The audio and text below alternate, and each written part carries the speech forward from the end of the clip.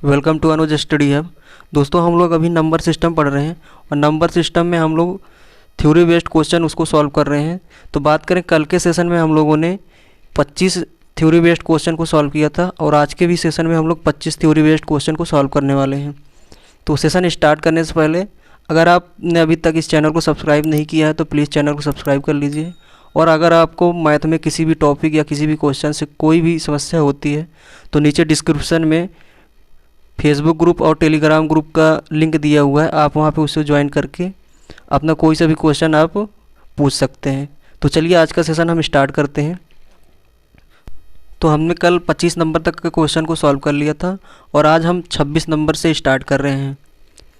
तो 26 number question बताने से पहले कल मैंने आपको एक क्वेश्चन दिया था कि अगर हम +1 में से -1 घटाएंगे तो आपका आंसर क्या आएगा। ये मैंने आपसे क्वेश्चन पूछा था जिसको मैंने छोड़ दिया था। तो आज मैं पहले उसको बता देता हूँ। इस क्वेश्चन को मैंने फेसबुक ग्रुप में अपलोड किया था तो इस क्वेश्चन का काफ़ी लोगों ने आंसर रॉन्ग दिया है। इसको मैं पहले बता देता हूँ। क्वेश्चन क्या था कि अगर हम +1 में -1 घटाएंगे तो हमें क्या परिणाम प्राप्त हो, यानी उत्तर क्या मिलेगा। तो अगर हम +1 में -1 घटाएंगे तो हमें क्या मिलेगा, 2 मिलेगा। आंसर क्या होगा, 2। काफ़ी लोगों ने इसका आंसर 0 दिया है जो कि रॉन्ग है। तो अगर हम +1 में -1 घटाएंगे तो हमें क्या मिलेगा, उत्तर 2 मिलेगा। तो चलिए अब हम क्वेश्चन नंबर 26 से आज का सेशन स्टार्ट करते हैं। क्वेश्चन क्या है, वह बृहत्तम x जिसके लिए ये जो संख्या दी है वो 3 से विभाज्य है। तो क्वेश्चन आपसे पूछ क्या रहा है कि x का आपको वह सबसे बड़ा मान बताना है इन सभी ऑप्शन में से कि ये जो संख्या दी हुई है 5x 7 9 3x 4 वो 3 से पूरी तरीके से विभाजित हो जाए। तो इस क्वेश्चन को आप सॉल्व किस तरीके से करेंगे। संख्या है आपकी 5x 7 9 3x 4। ये आपको संख्या दी हुई है कि ये संख्या 3 से पूरी तरीके से विभाजित हो जाती है। तो आपको यहाँ पे x का बड़े से बड़ा मान बताना है। तो सबसे पहले आप क्या करोगी, जिन अंकों का योग 3 से विभाजित हो जा रहा है उसको आप हटाओ। ये 3 से कट जाएगा, ये 9 भी कट जाएगा, 5 4 9 और 9 भी 3 से कट जाएगा तो ये भी हट जाएगा। अब बची संख्या क्या हमारे पास, x 7 और x, ये संख्या बच रही है। तो अब हमें x का इन ऑप्शन में से वो सबसे बड़ा मान रखना है कि ये संख्या जो बच रही है वो 3 से पूरी तरीके से विभाजित हो जाए। तो हम सबसे पहले 9 लेते हैं क्योंकि 9 सबसे बड़ा है। तो अगर हम 9 लेंगे तो 9 9 18 और 18 7 कितना हो जाएगा आपका 25। क्या 25 3 से विभाजित होगा, तो 25 3 से विभाजित नहीं है। तो अब हम अगला नंबर लेते हैं। अगला नंबर कितना है, 7। अब हम इसको जोड़ते हैं 7 रख के, 7 7 14 14 7 21 और ये जो 21 है वो 3 से पूरी तरीके से विभाजित हो जाएगा। तो हमारा जो आंसर होगा वो 7 होगा। हम 4 और 3 इसलिए नहीं लेंगे क्योंकि हमसे ये पूछा है कि बड़ी से बड़ी संख्या बताना है। तो हमें जब 7 आंसर मिल गया है तो जो 4 और 3 है वो 7 से छोटा है, तो ये कभी आंसर नहीं हो पाएगा इस क्वेश्चन के हिसाब से। अब हम नेक्स्ट क्वेश्चन देखते हैं। क्वेश्चन है -100 और +100 के बीच कितने पूर्णांक आते हैं। -100 और +100 के बीच कितने पूर्णांक आते हैं।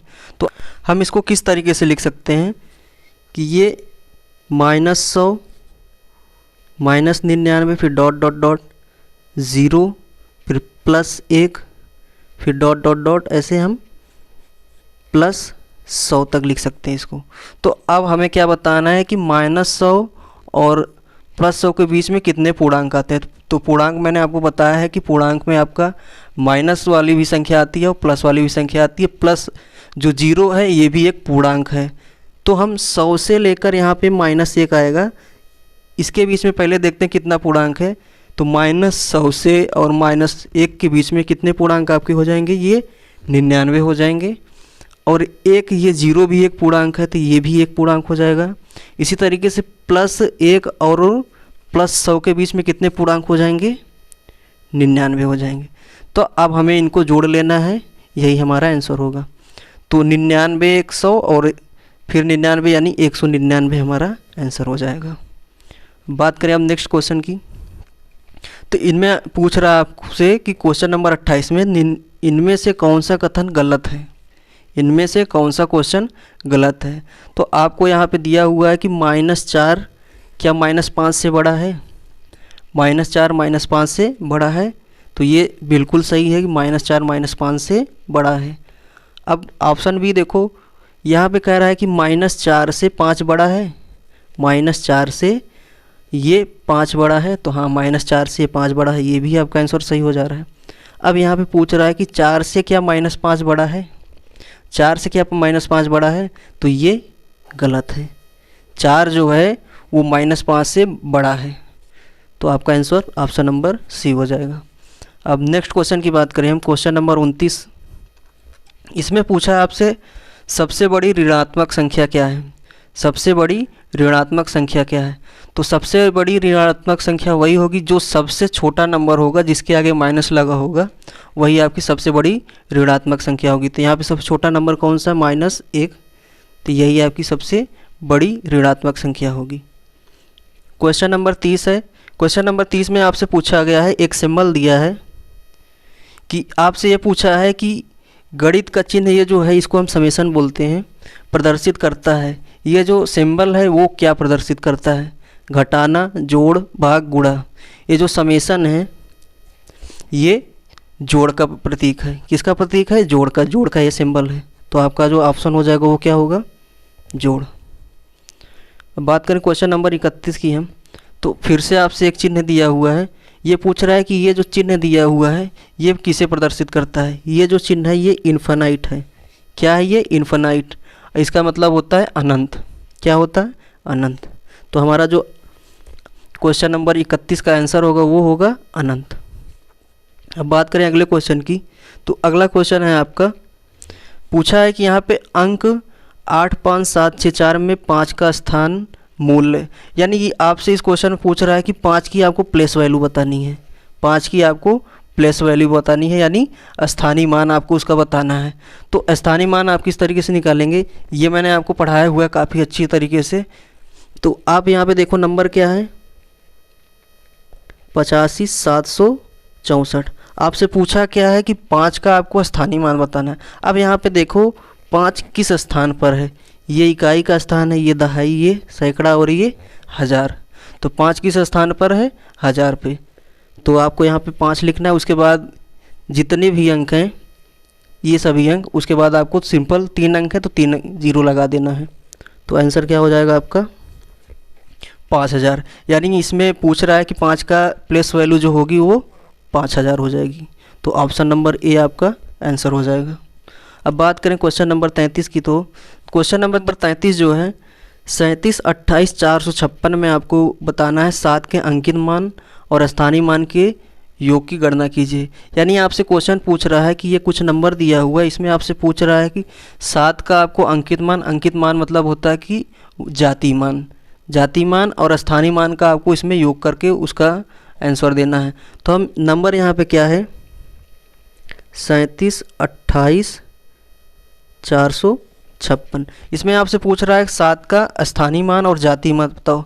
तो सबसे पहले हम इसका जाति मान देखते हैं। तो जाति मान स्वयं संख्या वही होती है, तो कितना हो जाएगा ये 7 हो जाएगा। और स्थानीय मान की बात करें तो हम इसे किस तरीके से लिखेंगे, सबसे पहले हम 7 लिख लेंगे, उसके बाद फिर उसके बाद जितने भी अंक होंगे उतना हम 0 लगा देंगे। तो कि यहाँ पे कितना है 2, 2, 4, 1, 5। अब हम इसको जोड़ लेंगे। तो इसको अगर हम जोड़ेंगे तो कितना आ जाएगा आपका आंसर, वो ऑप्शन नंबर डी हो जाएगा इसका आंसर। तो अब हम बात करते हैं क्वेश्चन नंबर 34 की। क्वेश्चन नंबर 34 जो है वो आपसे क्या कह रहा है, यदि 199 ऋणात्मक पूर्णांकों और 10 धनात्मक पूर्णांकों को एक साथ गुणा किया जाए तो गुणनफल का चिन्ह क्या होगा, गुणनफल का चिन्ह क्या होगा। अगर आपको इसका बेसिक पता है तभी आप इस क्वेश्चन को सॉल्व कर पाओगे, नहीं तो आप इस क्वेश्चन को गलत कर दोगे या फिर इसको स्किप कर दोगे। तो इसको किस तरीके से करना है पहले मैं आपको कुछ बता देता हूँ। अगर कोई संख्या विषमवार है, कोई संख्या अगर विषमवार है उसके पहले अगर माइनस का सिंबल लगा है, अगर कोई संख्या विषमवार है और उसके आगे माइनस का सिंबल लगा है, तो अगर हम उनका गुणा करेंगे तो जो हमें आंसर मिलेगा वो माइनस में समथिंग मिलेगा, माइनस में समथिंग मिलेगा। और अगर कोई संख्या सम हो, सम बार में हो या विषम बार में हो, अगर उनके पहले प्लस लगा है तो हमको जो आंसर मिलेगा वो प्लस का समथिंग मिलेगा, प्लस का समथिंग मिलेगा। तो यहाँ पे 199 ये विषम संख्या है और इसके पहले माइनस का चिन्ह लगा है, तो हम इसका गुणा करेंगे तो हमें क्या मिलेगा, माइनस समथिंग। और ये जो यहाँ पे दूसरा कह रहा है कि प्लस धनात्मक, 10 धनात्मक संख्याओं का अगर हम गुणा करेंगे तो हमें क्या मिलेगा, प्लस में समथिंग। फिर क्या कह रहा है कि अगर हम इन संख्याओं का गुणा कर दें तो हमें आंसर क्या मिलेगा, तो अगर हम माइनस और प्लस का फिर से गुणा करेंगे तो हमें क्या मिलेगा, माइनस का समथिंग। माइनस का समथिंग हमको मिलेगा तो हमसे पूछ क्या रहा है कि वो जो हमें गुणनफल मिलेगा वो माइनस में होगा या प्लस में होगा। तो जो गुणनफल हमें मिलेगा वो माइनस में होगा, यानी ऋणात्मक होगा। इस क्वेश्चन का आंसर जो होगा वो ऋणात्मक, ऑप्शन नंबर ए होगा। क्वेश्चन नंबर 35, यदि a और b विषम संख्या है, यदि a और b विषम संख्या है तो बताएं कि निम्नलिखित में से सम संख्या कौन सी होगी। तो बताएं कि निम्नलिखित में से सम संख्या कौन सी होगी। ये सभी जितने क्वेश्चन हैं ये रेलवे के काफ़ी फेवरेट क्वेश्चन है, ये रेलवे में काफ़ी ज़्यादा पूछे जाते हैं। रेलवे ही नहीं, बाकी ऑल वनडे एग्ज़ाम एसएससी वगैरह में ये काफ़ी क्वेश्चन कई बार पूछे भी जा चुके हैं। तो ये जितने क्वेश्चन हैं ये सभी परीक्षा में आए हुए क्वेश्चन हैं। तो अब बात करें हम इसमें पूछ क्या रहा है आपसे क्वेश्चन नंबर 35 में, यदि a और b विषम संख्या है तो बताएं कि निम्नलिखित में से कौन सी सम संख्या प्राप्त होगी। तो हम यहाँ पे दो विषम संख्या लेते हैं कि मान लो पहली विषम संख्या हमारी 3 है और दूसरी जो विषम संख्या है वो 5 है। अगर हम इनको जोड़ो, इनको अगर हम जोड़ देते हैं, 5 3 कितना हो जा रहा है, 8, 5 3 8। तो हमसे कह रहा है कि अगर a विषम है और b भी विषम है तो बताएं कि सम संख्या कौन सी होगी। अगर हम दो विषम संख्याओं का योग करते हैं तो हमें क्या मिलता है, एक सम संख्या मिलती है।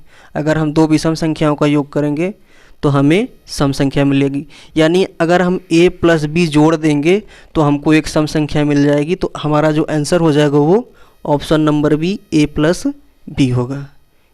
Option number B a plus b होगा। अब बात करें क्वेश्चन नंबर 36 की, तो यहाँ पे आपसे पूछा है कि 1000 के परवर्ती और पूर्ववर्ती संख्याओं का योग क्या है। 1000 के परवर्ती और पूर्ववर्ती संख्याओं का योग क्या है।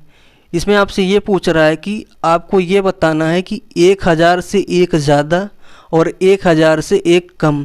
परवर्ती मतलब होता है एक ज़्यादा यानी अगली संख्या, और पूर्ववर्ती मतलब होता है कि एक कम, एक कम।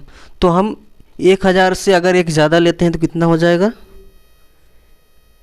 1000 एक, सॉरी ये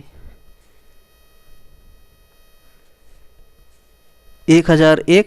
और पूर्ववर्ती की बात करें तो अगर 1000 में हम एक घटा देंगे कितना हो जाएगा, 999। और अगर हम इसको जोड़ देंगे कितना हो जाएगा, 2000। तो हमारा जो आंसर हो जाएगा वो ऑप्शन नंबर सी 2000 होगा। अब बात करें हम क्वेश्चन नंबर 38 की, तो क्वेश्चन नंबर 38 में आपसे पूछ रहा है कि स्टार का न्यूनतम मान क्या होना चाहिए कि ये जो संख्या है वो 8 से पूरी तरीके से विभाजित हो जाए। तो इसमें आपको 8 का डिविजिबिलिटी रूल अगर पता है तभी आप इस क्वेश्चन को सॉल्व कर पाओगे। तो यहाँ पे नंबर क्या हुआ है, 91 87 6 फिर स्टार और 2। तो 8 का विभाजता का नियम हमें क्या कहता है कि हमें सिर्फ लास्ट के 3 नंबर को देखना है। अगर जो लास्ट के 3 नंबर हैं अगर वो 8 से पूरी तरीके से विभाजित हो जाते हैं तो वो संख्या जो है 8 से पूरी तरीके से विभाजित हो जाएगी। तो हमें अब इन 4 ऑप्शन में से ये चेक करना है। तो हम सबसे पहले 1 रखते हैं, तो यहाँ पे ये हो जाएगा 612। अब इसमें हम भाग दे देंगे, 8 सते 56 और फिर बचेगा 5, यानी 1 रखने पे तो ये नहीं कटेगा। अगर हम 2 रखते हैं तो 8 सते 56 और फिर 6, यानी ये भी नहीं कटेगा। अगर हम यहाँ 3 रखते हैं तो 8 सते 56 और फिर ये 3, यानी अगर हम यहाँ पे 3 रख दें, 3 रखेंगे कितना हो जाएगा, 632। कितना हो जाएगा, 632। अगर हम इसमें 8 से भाग करेंगे तो कितना हो जाएगा, 8 सते 56 और फिर बचेगा आपका जो शेष 7 बचेगा, और 7 फिर इधर 2 पे आगे ऐड होगा तो 8 9 72 हो जाएगा। यानी अगर हम 3 यहाँ पे रख दें तो ये जो संख्या है वो पूरी तरीके से विभाजित हो जाएगी, इसलिए आपका स्टार का जो मान होगा वो 3 होगा। स्टार का जो मान होगा वो 3 होगा। नेक्स्ट क्वेश्चन जो है आपका, आपसे पूछ रहा है कि किन्हीं 4 क्रमागत प्राकृतिक संख्याओं को गुणनफल को पूर्ण रूप से विभाजित करने वाली सबसे बड़ी प्राकृतिक संख्या निम्न में से कौन सी हो सकती है। अगर हम इस क्वेश्चन को बेसिक से सॉल्व करेंगे तो ये क्वेश्चन काफ़ी ज़्यादा लेंदी होने वाला है, बहुत ज़्यादा लेंदी हो जाएगा, इसलिए हम इसको शॉर्ट मेथड से करेंगे। तो हम सबसे पहले इसमें 4 प्राकृतिक संख्या लेते हैं, 4 प्राकृतिक संख्या ले लेते हैं। तो 4 प्राकृतिक संख्या आप कोई सी भी ले लो, हम 1, 2, 3 और 4 इसको ले लेते हैं। तो अगर हम इन संख्याओं का गुणा कर दें, ये जो संख्या है 1, 2, 3, 4, ये 4 क्रमागत प्राकृतिक संख्या है, अगर हम इनका गुणा करें तो कितना हो जाएगा, 4 तियाँ 12 दूना 24, 4 तियाँ 12 दूना 24। यानी अगर हम 4 क्रमागत प्राकृतिक संख्याओं का गुणा करेंगे तो जो उसका गुणनफल प्राप्त होगा वो 24 से पूरी तरीके से विभाजित होगा। नहीं तो फिर से हम एक बार क्रॉस चेक कर लेते हैं, हम दूसरी संख्या ले लेते हैं। जैसे मान लो 2, 3, 4, 5, हम इनका गुणा कर लेते हैं। 3 दूना 6, चौको 24, पंचे 120। अब आप देखो 120 जो है वो 24 से पूरी तरीके से विभाजित है, 24 पंचे 120 होता है। तो इन दोनों को जो संख्या काटेगी वो 24 होगी, इसलिए जो हमारा आंसर होगा वो क्या होगा, option number C 24। Next question जो है आपका क्वेश्चन नंबर 39, यदि 2 संख्याएं 1 से छोटी हैं तो उनके योग को उनके गुणनफल से विभाजित करने पर हमें क्या प्राप्त होगा। क्वेश्चन आपसे इसमें इस तरीके से पूछा जा रहा है कि अगर कोई नंबर है, 2 संख्या है, वो 1 से छोटी है, तो अगर हम उन संख्याओं के योग में उनके गुणनफल से अगर हम भाग करें तो हमें क्या संख्या प्राप्त होगी। इन ऑप्शन में से आपको बताना है, 0 से कम, 1 से अधिक, 1 से कम या फिर अभाज्य संख्या। तो हम इसको किस तरीके से करेंगे, तो सबसे पहले हम 1 से छोटी 2 संख्या लेते हैं, 1 से छोटी 2 संख्या लेते हैं। तो हम सबसे पहले 1 से छोटी एक संख्या लेते हैं 1/2 और दूसरी 1/3। ये दोनों संख्या 1 से छोटी है, अगर इसको हम भाग कर देंगे 0.5 हो जाएगा और ये 0.3 जो कि 1 से छोटा है। तो हम इनका योग करेंगे, अगर हम इनका योग कर देंगे तो ये कितना हो जाएगा 5/6, और अगर हम इन दोनों का गुणा कर देंगे तो कितना हो जाएगा ये 1/6। दोनों का अगर हम यहाँ पे गुणा कर देंगे तो कितना हो जाएगा 1/6। अब हमसे क्या रहा है कि इसके योग में अगर हम इसके गुणनफल से भाग कर दें तो हमें क्या प्राप्त होगा। अगर इसके योग में हम गुणनफल से भाग करें तो क्या कटेगा, ये संख्या कट जाएगी, तो हमें मिलेगा क्या 5। और ये जो 5 है वो 1 से बड़ा है, जो 5 है वो 1 से बड़ा है, तो हमें जो संख्या मिलेगी वो 1 से अधिक मिलेगी, यानी एक जो संख्या प्राप्त होगी वो 1 से ज़्यादा होगी। तो क्वेश्चन नंबर 39 का जो आपका आंसर होगा वो 1 से अधिक होगा। अब बात करें क्वेश्चन नंबर 40 की, तो आपसे इसमें पूछा है यदि 2 संख्याओं का गुणनफल निकाला जाता है तथा एक संख्या 0 से कम है एवं दूसरी संख्या 1 से अधिक है तो गुणनफल के लिए कौन सा कथन सत्य है। ऑप्शन नंबर है वह 1 से कम होगा, ऑप्शन बी वह 0 से कम होगा, और ऑप्शन सी है यह 0 से अधिक होगा परंतु 1 से कम, और ऑप्शन डी है संख्याओं के मान पर निर्भर करता है। तो आपको इस क्वेश्चन को किस तरीके से सॉल्व करना है, तो यहाँ पे क्वेश्चन को आप एक बार फिर से ध्यान से पढ़िए।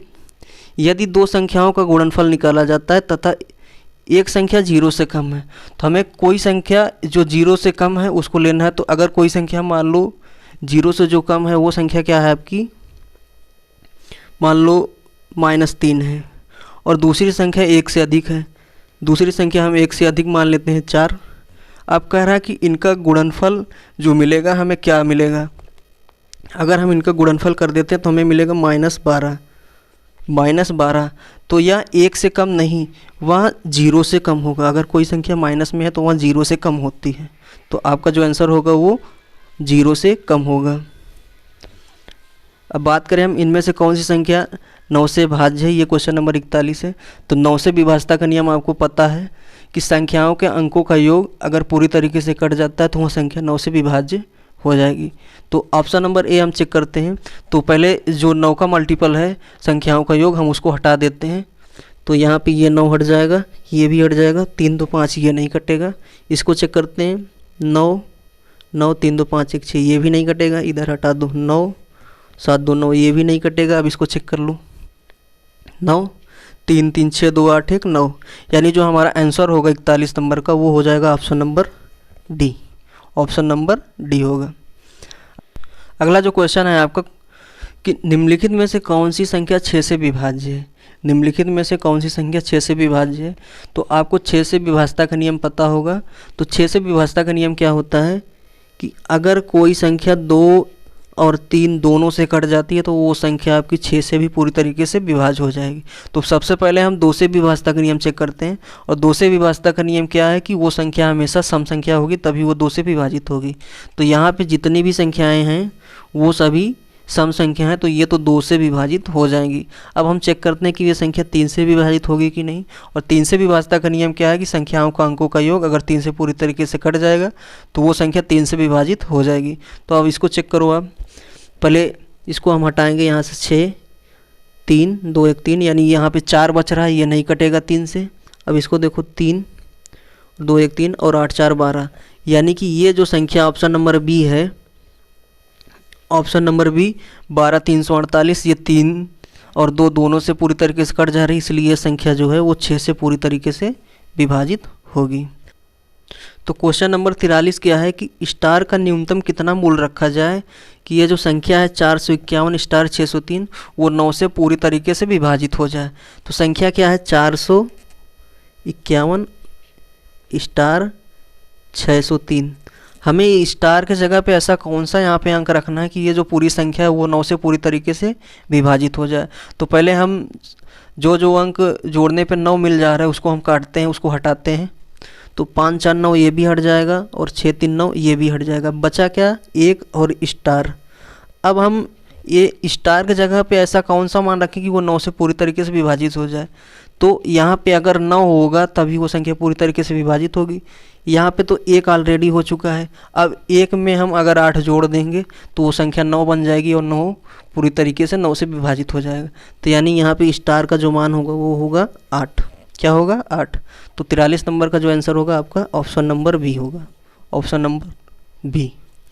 नेक्स्ट क्वेश्चन जो है आपका, यदि 72 स्टार 72 को 9 के द्वारा विभाजित किया जा सकता हो तो लुप्त स्टार का कौन सा अंक होगा। यानी ये जो यहाँ पे नंबर दिया हुआ है ये 9 से पूरी तरीके से विभाजित है और इसमें आपको स्टार का मान बताना है। तो संख्या है यहाँ पे 72 स्टार 72। यहाँ पे आपको इन संख्याओं में से स्टार का मान चुनना है जो कि यहाँ पे 2 नंबर हैं। तो सबसे पहले हम संख्याओं का अंकों का योग जो 9 से पूरी तरीके से कट रहा है उसको हम हटाते हैं। तो यहाँ पे 7 2 9 और 7 2 9 ये हट जाएगा। अब बचा क्या, स्टार। अब स्टार का मान हम क्या क्या रख सकते हैं यहाँ पे।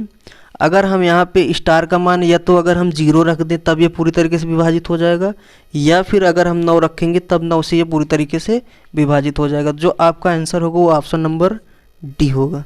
ऑप्शन नंबर डी यानी 0 या 9 इसका आंसर होगा। क्वेश्चन नंबर 45 जो है, यदि n सम हो तो 6 की पावर n-1 विभाज्य है। यहाँ पे आपसे ये पूछ रहा है कि अगर n सम संख्या है तो 6 की पावर n-1 हमेशा किससे विभाजित होगा। तो हम यहाँ पे 6 की पावर n-1 ये लिखेंगे और फिर n का हम एक बार सम मान रखते हैं। n का मान लो हम यहाँ पे 2 ले लेते हैं मान। n बराबर कितना ले लेते हैं, 2। अगर हम n बराबर 2 रखेंगे तो 6 का अगर हम स्क्वायर करेंगे -1 करेंगे 36 और 36 में से 1 घटा देंगे कितना आएगा, 35। अगर n बराबर 2 रखें या फिर कोई भी सम संख्या रखें तो वो संख्या हमेशा 35 से पूरी तरीके से विभाजित होगी। वो संख्या हमेशा 35 से पूरी तरीके से विभाजित होगी। इसलिए 45 नंबर का जो आपका आंसर होगा वो ऑप्शन नंबर बी 45 होगा। अगला जो क्वेश्चन है क्वेश्चन नंबर 46, ये इसमें आपसे पूछ रहा है कि सबसे छोटी क्रमशः पूर्ण वर्ग और पूर्ण घन सम संख्या कौन है। क्वेश्चन आप इसको ध्यान से पढ़िए। इसमें कह रहा है कि क्रमशः पूर्ण वर्ग और पूर्ण घन सम संख्या कौन है। तो आपको यहाँ पे सबसे छोटी जो पूर्ण वर्ग है उसे लिखना है, फिर सबसे छोटी जो पूर्ण घन संख्या है उसे बताना है। तो सबसे छोटी जो पूर्ण वर्ग संख्या होती है वो 4 होती है। सबसे छोटी जो पूर्ण वर्ग संख्या होती है वो 4 होती है, और सबसे छोटी जो पूर्ण घन संख्या होती है वो क्या होती है? 8। वो क्या होती है? 8 होती है। तो हमारा जो आंसर होगा वो ऑप्शन नंबर बी हो जाएगा, 4 और 8। अब बात करें क्वेश्चन नंबर 47 की, तो इसमें आपसे पूछा है सबसे छोटी पूर्ण वर्ग और पूर्ण घन विषम संख्या कौन है? सबसे छोटी पूर्ण वर्ग और पूर्ण घन विषम संख्या क्या है? तो सबसे छोटी जो है वो पूर्ण घन संख्या क्या है? 1 है, और सबसे छोटी पूर्ण घन संख्या भी क्या है? 1 है। अगर आपसे क्वेश्चन ये पूछे कि सबसे छोटी पूर्ण वर्ग या पूर्ण घन संख्या बताओ, यहाँ पे ना तो सम लिखा हो ना तो विषम लिखा हो, तो आपका आंसर हमेशा 1 होगा, क्योंकि 1 ही सबसे छोटी पूर्ण वर्ग और सबसे छोटी पूर्ण घन संख्या है। अगर हम 1 का स्क्वायर करेंगे तो हमें 1 मिलेगा, और 1 का हम घन करेंगे तो भी हमें 1 ही मिलेगा। इसलिए हम कह सकते हैं सबसे छोटी पूर्ण वर्ग और पूर्ण घन विषम संख्या क्या है? 1 है।